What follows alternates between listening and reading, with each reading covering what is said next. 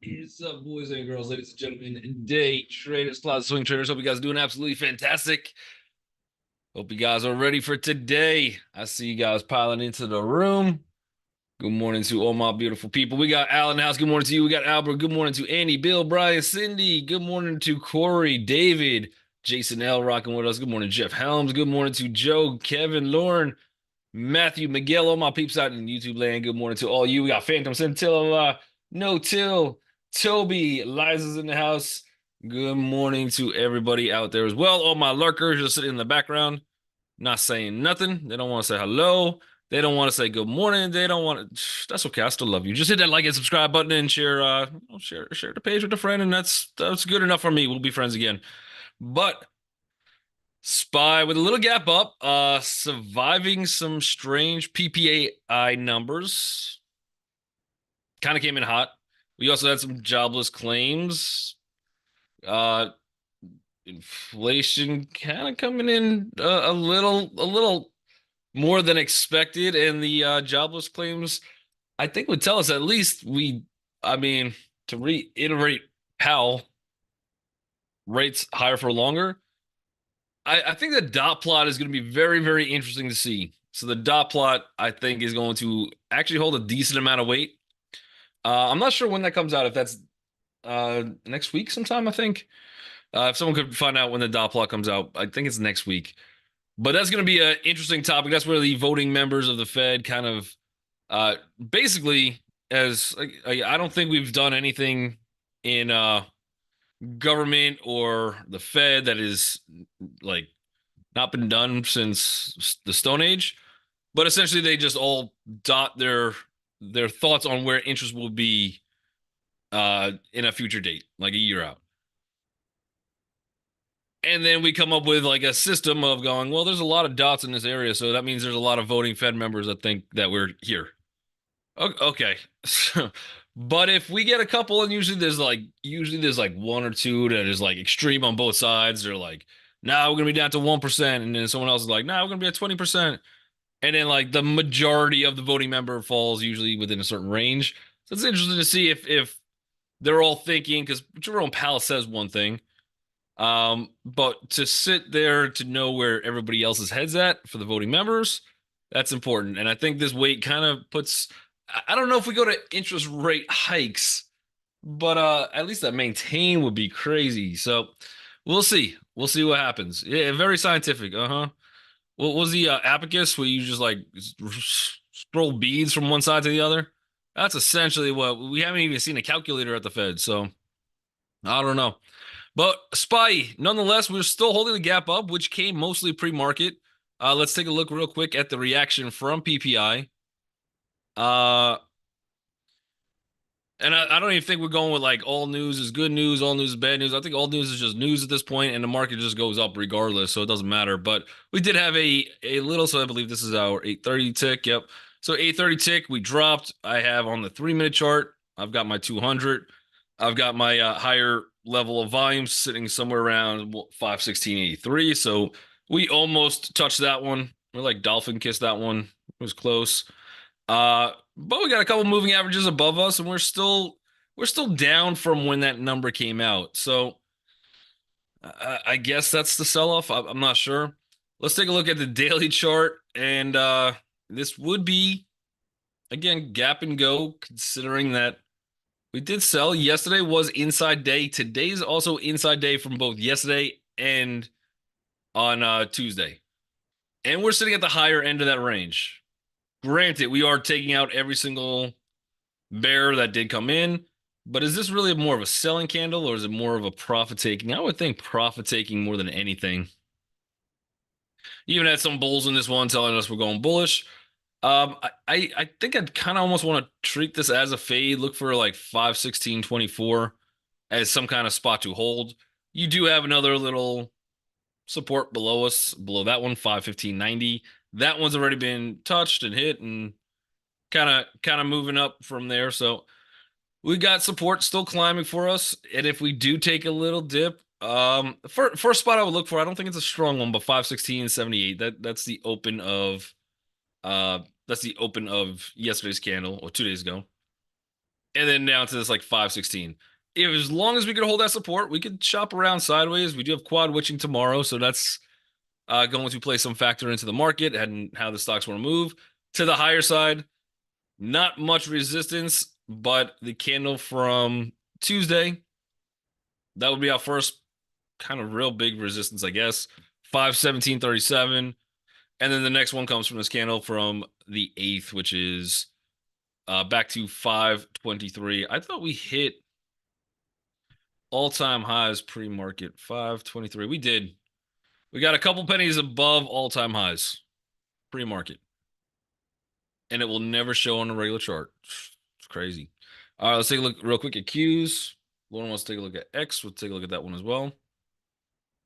We did say Qs were probably due for a rougher day than SPY yesterday. That came true. A little bit more of a gap down. We also had the VPOC move a little bit lower for us. Still remaining inside of 2 days ago's candle, so Tuesday's candle. So really just kind of building some pressure, hanging out, waiting for the next kind of move one way or the other. We are also allowing some of those moving averages to catch up, so that's actually a bullish inside rest. Down here, we've already tested this one from Tuesday's candle, so not bad there. And the one concern is that the VPOC did move down a little bit, not quite, nothing too crazy. Look for support on this one, somewhere around 439.94. Although this has been tested twice, and we've been able to break through that twice, so it could get a little scary. So I'm looking for yesterday's VPOC 440.62. The high end range, watch for 442.29. Could be some inside chop. The one good thing for the Qs, at least, is we're toward the close to the bottom of yesterday. So we could have some good risk reward to the long side and try to ride that at least to 442, 33, 29, somewhere in that zone. If we start to break that, the next spot would be very similar to the SPY then, where the high of Tuesday, 443.69, and then probably the stretch goals would be 444.96. So we got a little bit of room to go on that one. TLT. Let's see how this one reacted from the inflation numbers. So this one's come down. Looks like it's still starting to break some key levels. All the moving averages are above us. And we'll see if we continue to drop, but it looks like we are trending down. The daily candle is a little bit of a retest, but breaking some key numbers. So again, not great on TLT. Look for a little support slightly below us, 93.89. Otherwise, if we start to break that, we could even see 93.53 today. Let's take a look at X. Joe Biden yesterday. I don't know if it's him specifically, but at least his team kind of came, stepped in, said we don't really approve of this deal, which I do think makes some sense. You're selling United States steel to a foreign entity that now would control our steel, which would not be great in time of war, I would assume. We've talked about this actually like 2-3 weeks ago, I think, where that deal would be a rough one for the U.S. But all right, we got the government stepping in, saying the deal. We have some issues with it. Let's put it kindly that way. They have some issues with the deal, and you're anybody who's kind of waiting. I think the deal price was like 52. So anybody in this one waiting for that extra couple dollars, probably regretting not just taking their cash on this one. But where was the deal announced? We're almost back to that price. So look for support. Oh, we're below that price. We're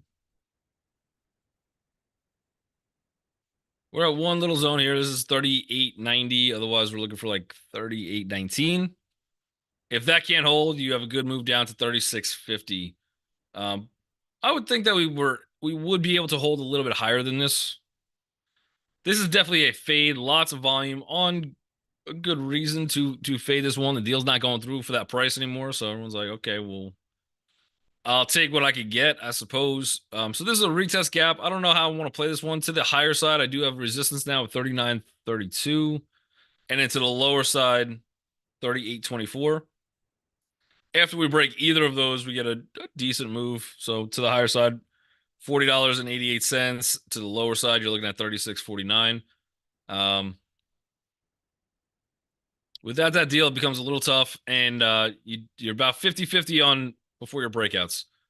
So I'd almost want to try to take a stab short at 39.32 if I had to play this one, or look for support. Try to play it long off 38.24, maybe into that for that retest. But a little bit of a retest gap. Good volume yesterday. There could be some shorts involved in this one. I think most of that, some of this volume is short. The other portion of the volume was somebody trying to play arbitrage up here who absolutely got caught and they are selling. So I think you got some people just kind of bailing on this one, and we'll see if that one actually comes back for retest. I would lean more bullish than bearish on it, but I'd still want it a little bit lower, uh, to be honest. And if you guys have other tickers, let me know. I see a bunch on YouTube. All right. Hood with the upgrade. Yeah, Hood came out, and sympathy play on this one will be Coinbase, but Hood came out with their transactions yesterday. After the bell, I think it was like right after the bell. And they did have some impressive numbers. We've figured out, I think we figured out the system. We figured out the upgrade system. When things go good, you get upgrades. When things go bad, you get downgrades. Tesla just got a downgrade. Where were they before at 250? I don't know. I don't know. But sector assets custody rose. Yep. So they had more accounts. They also had increased margin too. I think it was up like 6%. So good news on Hood. There's definitely some people in here that got in at $8. There's some people that got in here at $13. There's some people that got in here at $15.93. So we are at a zone where now there's a lot of time for that accumulation to happen, and there's a lot of people profitable. I would be a little hesitant to go long on this one, but let's see this short squeeze. I don't know how high their short squeeze is. 7.6, still a decent amount. Not like the Mara numbers, but still decent. Yeah, I got a little bit of resistance kicking in around 19.15. If you're holding some shares, you're probably not too bad of a shape to do a cover call, short time frame. But you are at a little bit of resistance, somewhere up in the zone. Next spot up, I think takes us to about $20.05. You're dealing with the $20 psychological hold number, but really good gap in the morning. I think this one's probably a little bit more fadeable than anything. Fade down. I think the trend will continue bullish.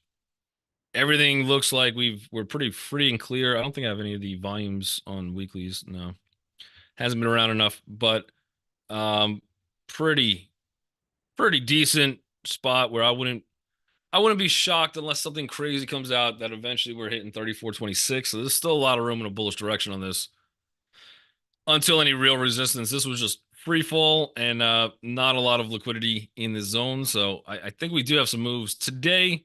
I would look for that fade though. If you have to day trade it, which is why I'm like, hey, you know what? If you own shares, getting a couple cover calls as this thing rides down, short time frame, those expire, or you should be able to capture some decent premium, I would assume. And we'll go from there though. But wide open gap, and I think this will come back and fill at some point. Good consolidation before it. This is also a retest gap right from Friday, so interesting on that one. We got DG Dollar General. A little bit different story than Dollar Tree, which I was looking into the Dollar Tree yesterday, and they're like, I forget what Rock said. Rock had it first. It was like 1,000 stores, something like that. 1,000 stores closing, but then also they're going to be changing their structure, their model, where like a lot of things are gonna be listed at like $7, $8. So I guess an $8 general now. I'm not sure. But no, there's no inflation. No, we're down on inflation. Don't even look at that. No, yeah, it's the $8 general now. It's more catchy. That's more cat. Why wouldn't you want to spend? Why would you want to spend $1 when you can spend $8? But businesses like that, yeah, things that structurally are different than what they started out to be. I don't really like those business models too much. I mean, keep raising your prices, and you might as well just be competing with Macy's and Kohl's and Nordstrom's and every other store. But DG did beat on earnings, so Dollar General's a little bit different just in terms of products that they have. You you you would go a little bit more to a Dollar General for just the everyday thing. Dollar Tree, you're going, I think, a lot for like the stuff that Dollar General can't sell. I'll put it that way. So I don't know, but yeah, Dollar General I do like a little bit better. I'd probably stay away from Dollar Tree, but these are good earnings. We've also had a good run up here as well. The good news for Dollar General is the bar got lowered a lot by Dollar Tree yesterday. So Dollar Tree came in, they're like, yeah, this is tough. We're closing stores, raising pricing, and then everyone got a little probably fearful of the earnings for DG yesterday. I am looking at a pretty good resistance above us, 167.39. I'm also looking at decent support, 164.26. So I think we get some kind of just probably bounce arounds. I would look for maybe a fade on this one, but I don't think we get that much room on the fade. And we are into this little consolidated period. That's where I get my birthday cards. Which one? Dollar Tree or Dollar General? Either way, Rock. The cards that you get, they look like at least $1.25. Dollar Tree, you haven't been buying enough birthday cards. That's pretty much what the earnings told me. All right, we got Sound is killing it. Soun. Yep. Yep. Nice little gap up there. So about another 80 cents ish, 75, 80 cents. Good move on Sound. I don't see a lot of resistance, but this is also a little bit of a retest gap as well. So I don't want to be the first one to go long. I'd rather some kind of pullback. Otherwise, we start breaking out of all of the pivots. Next spot on me, we got one little resistance here where we're kind of opening into 943. After that breaks, I guess the next one will be about $12.33. And then you got about $12.66. So a lot of room on Sound. But again, not the first one to buy today. With that breakout candle, good volume. I would expect probably some kind of a retest on that one as well. But I think one to keep your eyes on for potential swing, potential pullback. Nvidia. Essentially the same chart as the Qs. The Qs are Nvidia at this point. Inside day, chop fest, I think today on Nvidia. I don't see too much. I do have level of support below me, which would be about 887.41. We've hit that now already yesterday. I think that's going to be a little bit weaker. If we do break it, I'm looking for about 881.34, potentially down to 868.58. So there's a little bit more room to the downside potentially, as long as we are breaking. And then we're sitting at maybe 905.63 is going to be the highs. A beast of a stock to short, but if you're going to look short, I would at least wait to get to that 905.63. Otherwise, we're kind of smack in the middle. I think we probably maybe we could. I don't know. I don't know. I might stay away from this one today. I'm thinking if we could drop first and we could get a good move into like 887 again, that's the spot to attempt a long. So if we get any good looking candle down there, that might make some sense. Only because we could go stops. I mean, pretty much the below the opening price from Tuesday. And then we would have, if we're getting in there, we're getting probably about 886. You get about 14, 8, 18, $19 to the higher side. Bulls definitely were there yesterday. They came back. I caught a nice afternoon trade on this one for 2 hours. I took this double bottom, which paid off pretty well. Where was I?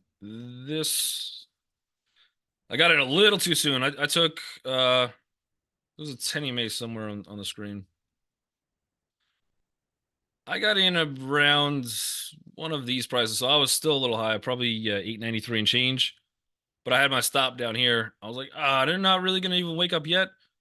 This pivot kept me in there, and then definitely all those bullish candles in a row scared the living you know what out of me. But I was able to get my stops up, kind of ride it out. One more pivot, got the stops up here. I think my target was like 9, was it 909 or 912, something like that. But yeah, there was definitely some bulls involved in Nvidia today. Just in terms of VPOX, at least we're a little bit higher. According to this, 890.99 should be a spot we hold. But all those moving averages on a short time 3-minute chart are still coming down. Why don't you tell us? It's because I wasn't talking to you at that point. That's why. We got MU.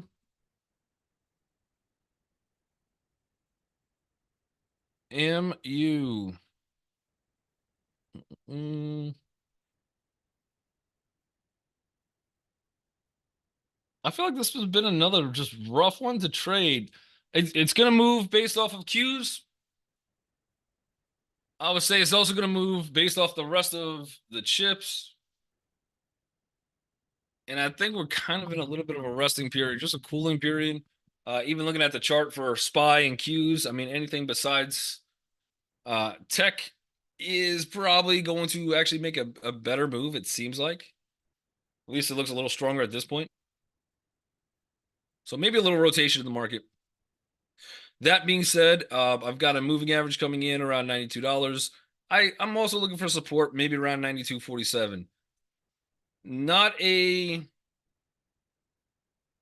not an impressive candle yesterday. Yesterday was a gap and go to the bear side. We were able to break Tuesday's candle. Bulls stepped in where they had to. What I don't like on this one is the VPOC is closing lower than that previous. We're still opening underneath. This one might be decent for a short opportunity. We're going to have to battle the lows of yesterday. So that's 93.13. But then target for me would take me to about 92.46. So I do like it a little bit more to the short side than the long side. We do have some kind of further resistance above us, 94.09 and then 94.50. But there was a pretty big, massive reversal candle. This was kind of that retest into it. And again, is it the end of the world for Micron? No, I think it's just a little pullback. And as soon as those moving averages start catching up, I think it should hold some support, I would assume. If we're going to draw a fib on this one, just for a longer term theory of where I would really like to get in bullish. This is only a bounce off that 30% retracement. So, all right, this would take me now to $90.54. I don't know if that happens today, but that's somewhere in the zone I think I'd be looking for. And then a 618 is into this little support here, so 87.84. So I think I would want this thing to drop a little bit more to get in for a longer buy and hold, long-term investment potentially, but today it does look a little bit shorter depending on where this thing actually wants to open. Nathan says path. PATH. That's an interesting gap. I feel like they have good short float. PATH. No, not even. 3.96. Not too bad on short float. Nothing crazy. Yeah, I was looking at the volume, but the volume is actually from earnings. So they did come in with a beat on earnings, 39% surprise to the upside on earnings per share, which is about 6 cents. They did beat 5.62% on the revenue by 21 million. I'm not gonna put as much weight on this gap and go as I originally thought. I thought that I didn't see the earnings. I thought there was a huge volume candle. We're definitely taking out some bears, but we are also pushing into a resistance up here. So I'd have to be cautious of 25.69, and then we're looking at like 25.92.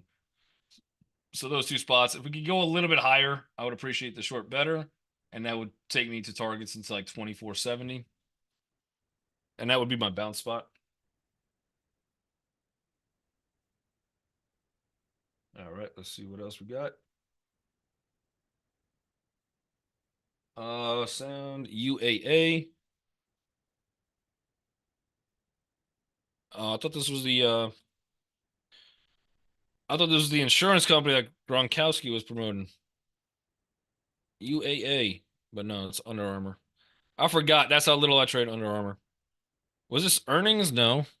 Yeah, Dick's Sporting Goods crushed their earnings. So Dick's would be DKS is one to watch today.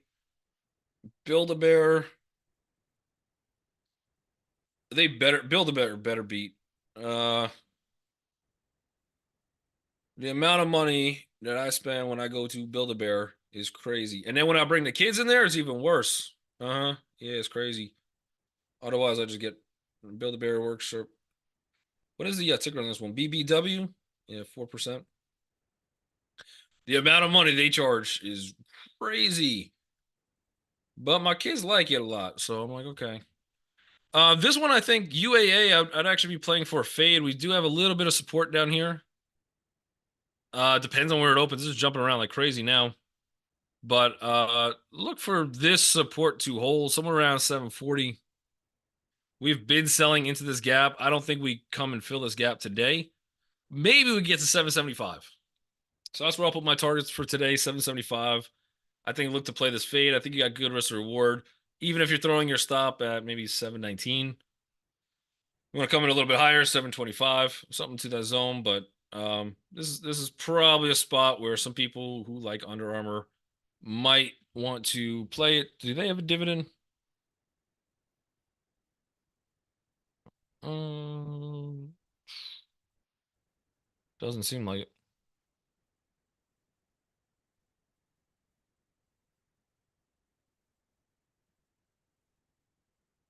Presents a dividend yield 41.56 per share. I don't know what that means. Yeah, 0%. Then maybe they had a one-time payment dividend. Special divvy. But yeah, you're gapping right into the support. I prefer the fade on it more than anything. Let's see Build-A-Bear Workshop real quick. Yeah, I could have told you they were gonna beat. They actually missed on revenue. Oh, I'm afraid to go back there. They gotta raise their price. I'm afraid to go back. This is earnings per share, so they beat by about 20%. Not sure what the forecast was. Into a little bit of resistance. This is a retest gap as well, so we will see. Everybody out on YouTube land, make sure you guys hit that like and subscribe button before you go. But unfortunately, the morning bell also, although some excitement when it comes in because the market opens, but unfortunately, I got to sign off at this point. Otherwise, I will be back same time. We'll do this again 9 to 9:30 a.m. every single trading day.